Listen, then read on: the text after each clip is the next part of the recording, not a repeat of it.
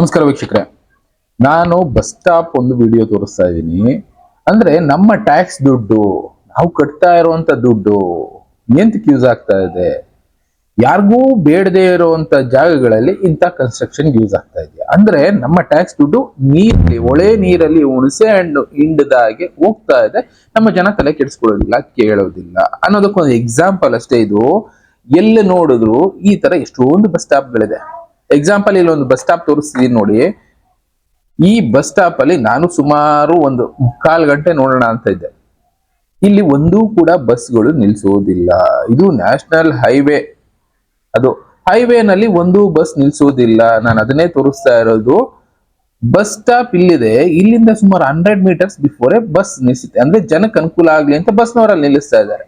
ಆದ್ರೆ bus stop ಯಾಕೆ ಇಲ್ಲಿ ಮಾಡಿದ್ರು ಅನ್ನೋ ಒಂದು ಪ್ರಶ್ನೆ ಹುಟ್ಟುತ್ತಲ್ವಾ. ಪ್ಲಸ್ ಅದಕ್ಕೆ ಲಕ್ಷಾಂತರ ರೂಪಾಯಿ ಖರ್ಚು ಮಾಡಿ ನಮ್ಮ ಟ್ಯಾಕ್ಸ್ ದುಡ್ಡನ್ನ ಬಸ್ ಸ್ಟಾಪ್ ಕಟ್ಟೋದಕ್ಕೆ ಬಳಸಿದ್ದಾರೆ. ನಾವು ಇದನ್ನ ಪ್ರಶ್ನೆ ಮಾಡೋದಿಲ್ಲ, ನಮ್ಗಿದು ಬೇಕು ಆಗಿಲ್ಲ. ಇದೇ ನಮ್ಮ ಇವತ್ತಿನ ಪ್ರಾಬ್ಲಮ್. ನಾನು ಇದನ್ನೇ ತೋರಿಸ್ತಾ ಹೋಗ್ತೀನಿ ನೋಡಿ. ಸುಮಾರು ಇಲ್ಲಿ ಒಂದು 8 ರಿಂದ 10 ನಿಮಿಷ ನಾನು ನಿಂತ್ಕೊಂಡೆ. ವಿಡಿಯೋದಲ್ಲಿ ತೋರಿಸ್ತಾ ಇರೋದು 8 ರಿಂದ 10 ನಿಮಿಷ ವಿಡಿಯೋದಲ್ಲಿ ತೋರಿಸ್ತಾ ಇದೀನಿ ನೋಡಿ. ಹೀಗೆ ಮುಂದೆ ಹೋದ್ರೆ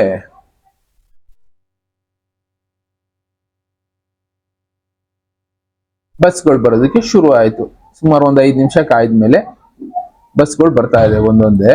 ಬಟ್ ಆದ್ರೆ ಬಸ್ ಬಂದಿದ್ದು ಯಾವುದು ಕೂಡ ಇಲ್ಲಿ ನಿಲ್ಸೋದಿಲ್ಲ. ಬಸ್ ಸ್ಟಾಪ್ ಅಲ್ಲಿ ಬಸ್ ನಿಲ್ಸೋದಿಲ್ಲ, ಲೆಕ್ಕ ಹಾಕೊಳ್ಳಿ. ಅಂದ್ರೆ ಈ ಬಸ್ ಸ್ಟಾಪ್ ಯಾರಿಗೆ ಯೂಸ್ ಆಗ್ತಾ ಇದೆ? ಇದು ಅಂತ ಅಲ್ಲ. ಇದಾದ್ಮೇಲೆ ಸುಮಾರು 10 ನಿಮಿಷದಲ್ಲಿ, ಇನ್ನು 5 ನಿಮಿಷದಲ್ಲಿ ಒಂದು 10 ಬಸ್ಗಳು ಬರುತ್ತೆ. ಬಟ್ ಒಂದು ಬಸ್ ಅಲ್ಲಿ ನಿಲ್ಸೋದಿಲ್ಲ. ಅಂದ್ರೆ ಯೂಸ್ಲೆಸ್ ಬಸ್ ಸ್ಟಾಪ್ಸ್. ಜನಕ್ಕೂ ಯೂಸ್ ಇಲ್ಲ, ಯಾರಿಗೂ ಯೂಸ್ ಇಲ್ಲ. ಯಾರೋ ರಾತ್ರಿ ಹೊತ್ತು ಕುಡ್ಕೊಂಡ್ ಬಂದವ್ರಿಗೆ, ಭಿಕ್ಷುಕರಿಗೆ ಅಲ್ಲಿ ಮಲ್ಕೊಳಕ್ ಒಂದು ತಂಗುದಾಣ ಮಾಡ್ಕೊಟ್ಟಿದ್ಯಾ? ಇದು ಯಾರ ಅಥಾರಿಟಿ ಬರುತ್ತೋ ಬಿಡಿ, ಆ ಸೆಕೆಂಡ್ರಿ. ಆದ್ರೆ ನಮ್ಮ ಟ್ಯಾಕ್ಸ್ ದುಡ್ಡು ಎಲ್ಲಿ ಬಳಕೆ ಆಗ್ತಾ ಇದೆ ಅನ್ನೋ ಒಂದು ಪ್ರಶ್ನೆ ಹುಟ್ಬಿಡುತ್ತೆ. ನೋಡ್ಬೋದು, ಅದನ್ನೇ ಫಾರ್ವರ್ಡ್ ಮಾಡಿ ತೋರಿಸ್ತಾ ಇದ್ದೀನಿ. ಒಂದ್ರ ನೆಕ್ಸ್ಟ್ ಒಂದು ಬಸ್ಗಳು ಹೋಗ್ತಾನೆ ಇರುತ್ತೆ. ಬಟ್ ಆದ್ರೆ ಈ ಬಸ್ ಸ್ಟಾಪ್ ಅಲ್ಲಿ ಯಾವ್ದು ಬಸ್ಗಳು ನಿಲ್ಸಲ್ಲ. ಅಂದ್ರೆ ಬಸ್ ಸ್ಟಾಪ್ ಯಾಕೆ ಕಟ್ಟಿದ್ರು? ಕಾಣಿಸ್ತಾ ಇರ್ಬೋದು ನೀವು ಬಸ್ಗಳು, ಅದಕ್ಕೆ ತೋರಿಸ್ತಾ ಇದ್ದೀನಿ. ಕಂಟಿನ್ಯೂಸ್ ಆಗಿ ಬಸ್ಗಳು ಬರುತ್ತೆ, ಆದ್ರೆ ಯಾವ ಬಸ್ಸು ನಿಲ್ಸಲ್ಲ. ಅಲ್ಲಿಂದ ಒಂದು 100 ಮೀಟರ್ಸ್ ಬಿಫೋರ್ ಬಸ್ಗಳೆಲ್ಲ ನಿಂತ್ಕೊಳ್ಳುತ್ತೆ. ಅಲ್ಲಿ ನೋಡೋದಾದ್ರೆ ಅಲ್ಲಿ ಬಸ್ ಸ್ಟಾಪೇ ಇಲ್ಲ. ಆದ್ರೂ ಫೋಟೋನ ತೋರಿಸ್ತಾ ಇದ್ದೀನಿ ನೋಡಿ. ಇಲ್ಲಿ ಟೋಟಲ್ ಆಗಿ ಏನೂ ಕೂಡ ಇಲ್ಲ. ಆದ್ರೂ ಕೂಡ ಬಸ್ಗಳಲ್ಲಿ ನಿಲ್ಲುತ್ತೆ. ಏನಕ್ಕೆ ಜನರಿಗೆ ಹತ್ರ ಆಗ್ಲಿ, ಕನ್ವೀನಿಯಂಟ್ ಆಗ್ಲಿ ಅಂತ. ಆದ್ರೆ ಬಸ್ ಸ್ಟಾಪ್ ಅಲ್ಲಿ ಕಟ್ಬೇಕಾಯ್ತಲ್ಲ, ಯಾಕೆ ಬಸ್ ಸ್ಟಾಪ್ ಅಲ್ಲಿ ಕಟ್ಲಿಲ್ಲ? ಇದನ್ನೇ ನಾವು ಕೇಳಲ್ಲ. ಮಳೆ ಬಂದ್ರೆ ಎಲ್ಲಿ ನಿಂತ್ಕೋಬೇಕು, ಸೂರಿಲ್ಲ ಅಂತ ಜಾಗದಲ್ಲಿ ಬಸ್ ನಿಲ್ಲಿಸ್ತಾ ಇದೆ. ಜನಕ್ಕೆ ಏನ್ ಬೇಕು ಅದನ್ನ ನಾವು ಕೇಳ್ತಾ ಇಲ್ಲ. ಸರ್ಕಾರಕ್ಕೆ ಏನ್ ಬೇಕು, ಇಲ್ಲ ಇನ್ನೊಬ್ರಿಗೆ ಏನ್ ಬೇಕು, ಅಧಿಕಾರಿಗಳಿಗೆ ಏನ್ ಬೇಕು, ಇಲ್ಲ ಈ ಕಾಂಟ್ರಾಕ್ಟರ್ಗೆ ಏನ್ ಬೇಕು, ಅವ್ರು ಮಾಡ್ಕೊಳ್ತಾ ಇದಾರೆ. ಯಾವ್ದೊಂದು ಜಾಗ ನೋಡ್ತಾರೆ, ಒಂದು ಬಸ್ ಸ್ಟಾಪ್ ಮಾಡ್ತಾರೆ, ಅಲ್ಲಿ ಇದ್ಕೊಳ್ಳುತ್ತೆ. ಬಟ್ ಆದ್ರೆ ನಾವು ಕೇಳಕ್ ಹೋಗಲ್ಲ. ಎಷ್ಟು ಬಸ್ಗಳು ಅಂದ್ರೆ, ನಾನು ಅದನ್ನೇ ಹೇಳಿದ್ದು, ಸುಮಾರು 8 ನಿಮಿಷ ವಿಡಿಯೋ. 8 ನಿಮಿಷದಲ್ಲಿ 10 ರಿಂದ 12 ಬಸ್ಗಳು ಪಾಸ್ ಆಯ್ತಲ್ಲಿ. ಬಟ್ ಒಂದು ಬಸ್ ನಿಲ್ಸಲ್ಲ. ಜನ ಬಸ್ ಸ್ಟಾಪ್ ಅಲ್ಲಿ ನಿಂತಿದ್ದಾರೆ ಅನ್ಕೊಳ್ಳಿ, ನಾನು ನೋಡೋಣ ಅಂತಾನೆ ಕ್ಯಾಶುಯಲ್ ಆಗಿ ನಿಂತ್ಕೊಂಡ್ರು. ನಾನು ನಿಂತಿದ್ದೀನಿ, ಇನ್ನೊಂದ್ 3-4 ಜನ ನಿಂತಿದ್ದಾರೆ ಸುಮ್ನೆ. ಆದ್ರೆ ಯಾವ್ದು ಬಸ್ ನಿಲ್ಲಲ್ಲ. ಅಂದ್ರೆ ಬಸ್ ಸ್ಟಾಪ್ ಯಾಕೆ ಕಟ್ಟಿದ್ರು ಪ್ರಶ್ನೆ ಹುಟ್ಟುತ್ತಲ್ವಾ. ಆದ್ರೆ ನಾವು ಇದನ್ನ ಪ್ರಶ್ನೆ ಮಾಡೋದೇ ಇಲ್ಲ ಎಲ್ಲೂ ಕೂಡ. ಇದು ಅಂತ ಅಲ್ಲ, ಈ ತರದ್ದು ಎಷ್ಟೋ ನಡೀತಾ ಇದೆ. ಇನ್ನೊಂದು ತೋರಿಸಿ ನೋಡಿ ಸ್ಯಾಂಪಲ್ ಆಗಿ. ಇದು ಕೂಡ ಒಂದು ಬಸ್ ಸ್ಟಾಪ್, ಮಾರುತಿ ನಗರ ಸರ್ಕಲ್.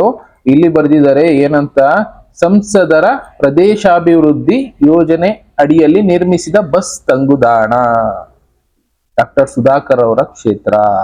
ಆದರೆ ಈ ಬಸ್ ಸ್ಟಾಪ್ ಅಲ್ಲಿ ಜನನೂ ಇರಲ್ಲ, ಬಸ್ಸು ಇರಲ್ಲ. ರೀಸೆಂಟ್ ಆಗಿ ಒಂದು 15 ದಿನ ಮುಂಚೆ ಓಪನ್ ಆಗಿರುವಂತ ಬಸ್ ಸ್ಟ್ಯಾಂಡ್, ಲಕ್ಷಾಂತರ ರೂಪಾಯಿ ದುಡ್ಡು ಖರ್ಚು ಮಾಡಿ ಓಪನ್ ಮಾಡಿರುವಂತ ಬಸ್ ಸ್ಟಾಪ್ ಯಾರಿಗೂ ಯೂಸ್ ಇಲ್ಲ. ಅದೇ ಹೇಳಿದ್ದು, ರಾತ್ರಿ ಹೊತ್ತು ಯಾರಿಗೆ ಮನೆ ಇರಲ್ಲ, ಇಲ್ಲ ಯಾರೋ ಕುಡಿದು ಬಂದಿರ್ತಾರೆ, ಇಲ್ಲ ಯಾರೋ ಮಲ್ಕೊಳಕ್ ಜಾಗ ಇರಲ್ಲ, ಅಲ್ಲಿ ಬಂದು ಮಲ್ಕೋಬಹುದು, ಎದ್ದೋಗ್ಬೋದು. ಆ ರೀತಿ ಆಗೋಗಿದೆ.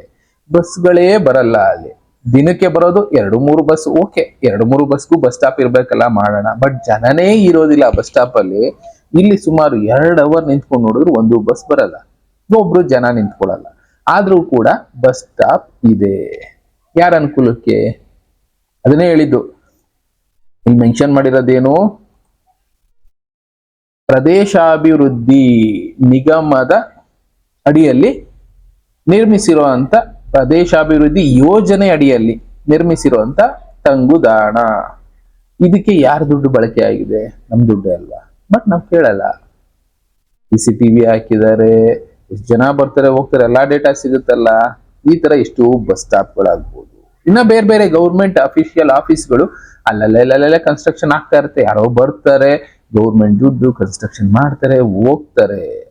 ಕಾಂಟ್ರಾಕ್ಟರ್ ದುಡ್ಡು ತಗೊಳ್ತಾರೆ, ಗೌರ್ಮೆಂಟ್ ಇಂದ ಫಂಡು ರಿಲೀಸ್ ಆಯ್ತು, ಗೌರ್ಮೆಂಟ್ ಅವ್ರು ಒಂದು ಫೋಟೋ ಹಾಕೊಳ್ತಾರೆ, ಹೌದು ನಾವ್ ಇಂಥ ಕೆಲಸ ಮಾಡಿದ್ದೀವಿ. ಬಟ್ ಯಾರಿಗೆ ಯೂಸ್ ಆಯ್ತು? ಯಾರಿಗೂ ಯೂಸ್ ಆಗ್ಲಿಲ್ಲ ಅಂದ್ಮೇಲೆ ಯಾಕೆ ಮಾಡ್ಬೇಕು? ಇದು ನಾವ್ ಕೇಳಲ್ಲ. ನಾವೆಲ್ಲ ರೀಲ್ಸ್ ಅಲ್ಲಿ ಬ್ಯುಸಿ ಆಗಿದ್ದೀವಿ. ಅಂಥದ್ದನ್ನ ಕೇಳೋ ಕೆಲಸ ಮಾಡಿ, ಪ್ರಶ್ನೆ ಮಾಡೋ ಕೆಲಸ ಮಾಡಿ. ಯಾವ್ದು ಬೇಕು ಜನಕ್ಕೆ ಅಂಥದ್ದು ಮಾಡ್ಕೊಡಿ ಅಂತ ಕೇಳೋಣ. ಅದನ್ನ ಬಿಟ್ಟು ನಾವು ಅವ್ರು ಮಾಡಿದ್ರು ಮಾಡ್ಕೊಳ್ಳಿ, ನಮ್ಗೆ ಯಾಕೆ ಅಂತ ಸುಮ್ನಿದ್ರೆ, ಇಲ್ಲ ನಮ್ಗೆ ಇಂಥದ್ದು ಬೇಕು, ಇಂಥದ್ದನ್ನ ಮಾಡ್ಕೊಡಿ ಅಂತ ಕೇಳ್ಬೇಕು. ಅದನ್ನೂ ಕೇಳಲ್ಲ ನಾವು. ಇಲ್ಲ ನೋಡಿ ಸ್ವಾಮಿ, ನಮಗ್ ಬಸ್ ಸ್ಟಾಪ್ ಇಲ್ಲೇ ಬೇಕು, ನಾವ್ ಇಲ್ಲೇ ನಿಂತ್ಕೊಳ್ಳೋದು, 1,000 ಜನ ಅನುಕೂಲ ಆಗುತ್ತೆ ಮಾಡ್ಕೊಡಿ. ಬೇಡ, ಒಂದು 50 ಜನಕ್ಕೆ ಅನುಕೂಲ ಆಗುತ್ತೆ ಮಾಡ್ಕೊಡಿ, ಕೇಳೋದ್ರಲ್ಲಿ ತಪ್ಪಿಲ್ಲ. ಅದೇ ಒಬ್ರಿಗೂ ಯೂಸ್ ಆಗದೆ ಇರುವಂತ ಜಾಗದಲ್ಲಿ ಬಸ್ ಸ್ಟಾಪ್ಗಳು ಕಟ್ತಾ ಇದಾರೆ. ಇನ್ನ ಬೇರೆ ಬೇರೆದೆಲ್ಲ ಕಟ್ತಾ ಇದಾರೆ. ನಾನ್ ನಿಮ್ ಮುಂದೆ ತೋರಿಸ್ತಾ ಹೋಗ್ತೀನಿ ಎಲ್ಲೆಲ್ಲಿ ಕಟ್ತಾ ಇದಾರೆ, ಏನೇನ್ ಆಗ್ತಾ ಇದೆ. ನಿಮಗೂ ಯಾವ್ದಾದ್ರು ಈ ತರದಿದ್ರೆ ನೀವು ವಿಡಿಯೋಗಳನ್ನ ಕಳಿಸ್ಬೋದು ನನಗೂ ಕೂಡ. ನಾನು ಅಂಥದ್ದನ್ನ ಪ್ರಶ್ನೆ ಮಾಡೋಣ. ಅಧಿಕಾರಿಗಳಾಗ್ಬೋದು, ಸರ್ಕಾರ ಆಗ್ಬೋದು, ಸರಿ ಮಾಡೋ ಕೆಲಸ ನಮ್ದೇ ಅಲ್ವಾ? ನಮ್ ದುಡ್ಡು, ನಮ್ ಟ್ಯಾಕ್ಸ್ ದುಡ್ಡು. ನಾವು ಸರಿ ಮಾಡ್ಲಿಲ್ಲ ಅಂದ್ರೆ ಇನ್ಯಾರು ಸರಿ ಮಾಡ್ಕೊಳ್ತಾರೆ? ಯಾರೋ ಮಾಡ್ಕೊಳ್ತಾರೆ, ಯಾರೋ ಬರ್ತಾರೆ. ಕಾಯ್ಕೊಂಡ್ ಕೂತಿದ್ರೆ ಏನೂ ಆಗಲ್ಲ. ಶುರು ಮಾಡಿ, ಪ್ರಶ್ನೆ ಮಾಡಿ, ಕೇಳಿ, ಸರಿ ಮಾಡಿಸ್ಕೊಡಿ. ಇಲ್ಲ ನಮಗ್ ಬೇಕು ಇಂಥದ್ದು, ಅಲ್ಲೆಲ್ಲೆಲ್ಲೋ ಮಾಡೋದ್ರ ಬದಲು ಇಲ್ಲಿ ಮಾಡಿಕೊಡಿ. ಪ್ರಶ್ನೆ ಮಾಡಿದ್ರೆ ಬದಲಾಗುತ್ತೆ. ಬದಲಾಯಿಸೋದು ನಮ್ ಕೈಲಿದೆ. ನಾವು ಪ್ರಶ್ನೆ ಮಾಡದೆ ಮೊಬೈಲ್ಸ್ ಅಲ್ಲಿ, ರೀಲ್ಸ್ ಅಲ್ಲಿ ಬ್ಯುಸಿ ಆಗಿದ್ರೆ ದಿನ ಕಂಟಿನ್ಯೂ ಆಗ್ತಾ ಇರುತ್ತೆ. ನಮ್ಮ ಫ್ಯೂಚರ್ಗೆ ಏನು ಸಿಗೋದಿಲ್ಲ. ಇದೆಲ್ಲ ಎಲ್ಲಿಂದ ಬರ್ತಾ ಇದೆ? ನಮ್ಮ ಟ್ಯಾಕ್ಸ್ ದುಡ್ಡು ಒಂದು. ಇನ್ನ ಸೆಕೆಂಡ್, ಬೇರೆ ಬೇರೆ ಕಡೆಯಿಂದ ಸಾಲ ತರ್ತಾ ಇದ್ದಾರೆ. ನಮ್ಮ ದೇಶದ ಮೇಲೆ ಅಟ್ ಪ್ರೆಸೆಂಟ್ ಸಾಲ ಎಷ್ಟಿದೆ ತಿಳ್ಕೊಂಡಿದೀವ? ಹತ್ತತ್ರ 170 ಲಕ್ಷ ಕೋಟಿ ದಾಟಿದೆ. 170 ಲಕ್ಷ ಕೋಟಿ ಲೆಕ್ಕ ಹಾಕೊಳ್ಳಿ. ಅಂದ್ರೆ ಒಬ್ಬೊಬ್ರು ತಲೆ ಮೇಲೂ ಆವರೇಜ್ ಆಗಿ ಲೆಕ್ಕ ಹಾಕೊಳ್ಳೋದಾದ್ರೆ 3 ಲಕ್ಷದ ತನಕ ಸಾಲ ಬಂದು ಬರ್ಬೋದು. ಸ್ಟೇಟ್ ವೈಸ್ ಲೆಕ್ಕ ಹಾಕೊಳ್ಳೋದಾದ್ರೆ ಅಷ್ಟೊಂದು ಸಾಲ ನಮ್ಮ ತಲೆ ಮೇಲಿದೆ. ಅಂದ್ರೆ ಹೇಗೆ ಆ ಸಾಲ ತೀರಿಸ್ತಾರೆ? ಸಾಲ ತೀರ್ಸೋದಕ್ಕಾಗೋದಿಲ್ಲ, ಬರೀ ಬಡ್ಡಿ ಕಟ್ಟೋದ್ರಲ್ಲೇ ಆಗೋಗ್ತಾ ಇದೆ. ಈ ಟೈಮ್ಗಳಲ್ಲಿ ನಮ್ಮ ಮೇಲೆ ಇನ್ನ ಬೇರೆ ಬೇರೆ ಹೊರೆಗಳು ಬೀಳುತ್ತೆ. ಈ ತರ ಯೂಸ್ಲೆಸ್ ಥಿಂಗ್ ಮಾಡೋದಕ್ಕೆ ಕೇಳಲಿಲ್ಲ ಅಂದ್ರೆ ಇನ್ನ ಹೊರೆ ಜಾಸ್ತಿ ಆಗುತ್ತೆ. ಇದು ನಮ್ಗಲ್ಲ, ನಮ್ಮ ಫ್ಯೂಚರ್ಗೂ ಬೀಳುತ್ತೆ. ಈಗ ಆಲ್ರೆಡಿ ಬೀಳ್ತಾ ಇದೆಯಲ್ಲ, ಕರೆಂಟ್ ಹೊರೆ ಬೀಳ್ತಾ ಇದೆ, ನೀರಿನ ಮೇಲೆ ಬರೆ ಬೀಳ್ತಾ ಇದೆ, ಟ್ಯಾಕ್ಸ್ ಹೊರೆ ಬೀಳ್ತಾ ಇದೆ, ಸಣ್ಣ ಪುಟ್ಟದಕ್ಕೆಲ್ಲ 108 ಟ್ಯಾಕ್ಸ್ಗಳು ಬೀಳ್ತಾ ಇದೆ. ಇನ್ನ ಜಾಸ್ತಿ ಆಗ್ತಾ ಹೋಗುತ್ತೆ. ಪ್ರಶ್ನೆ ಮಾಡೋದಕ್ಕೆ ಶುರು ಮಾಡಿ. ಇಲ್ಲ ಅಂದ್ರೆ ಇದನ್ನ ಅನುಭವಿಸ್ಬೇಕಾಗತ್ತೆ. ಒಬ್ರು ಇಬ್ರು ಪ್ರಶ್ನೆ ಮಾಡೋದಕ್ಕೆ ಬದಲೇ ಆಗೋದಿಲ್ಲ. 100 ಜನ ಕೇಳ್ಬೋದೆ ಮಾತ್ರ ಬದಲಾಗುತ್ತೆ. ನಾನು ಪ್ರಶ್ನೆ ಮಾಡೋ ಕೆಲಸ ಮಾಡ್ತಾನೆ ಇದ್ದೀವಿ, ರಿಕ್ವೆಸ್ಟ್ಗಳು ಕೊಡ್ತಾನೆ ಇರ್ತೀವಿ. ಬಟ್ ಒಬ್ರು ಇಬ್ರು ಕೇಳೋದನ್ನ ಯಾರು ತಲೆಗೂ ಹಾಕೊಳ್ಳೋದಿಲ್ಲ. ಅದೇ ಹೇಳ್ತಾರಲ್ಲ, ಯಾವತ್ತು 100 ಜನ ನಿಂತ್ಕೊಂಡು ಕೇಳ್ತಾರೆ, 1000 ಜನ ನಿಂತ್ಕೊಂಡು ಹೋರಾಟ ಮಾಡ್ತಾರೆ, ಅವತ್ತು ಬದಲಾಗುತ್ತೆ. ಇಂಥದ್ದು ಹೋರಾಟ ಮಾಡಿ ಹೇಳೋ ಕೆಲಸ ನಮ್ದು. ನಮ್ ಕೆಲಸ ನಮ್ ಕೈಲಿ ಆಗುವಷ್ಟು ರಿಕ್ವೆಸ್ಟ್ಗಳನ್ನ ಇದನ್ನ ಬದಲಾಯಿಸಿ ಅಂತ ಕೇಳ್ಕೊಳ್ಳೋ ಕೆಲಸ ನಾವು ಮಾಡ್ತಾ ಇರ್ತೀವಿ. ಇನ್ನು ಉಳಿದಿದ್ದು ನೀವು ಬಿಟ್ಟಿದ್ದು ಟ್ರೈ ಮಾಡಿ.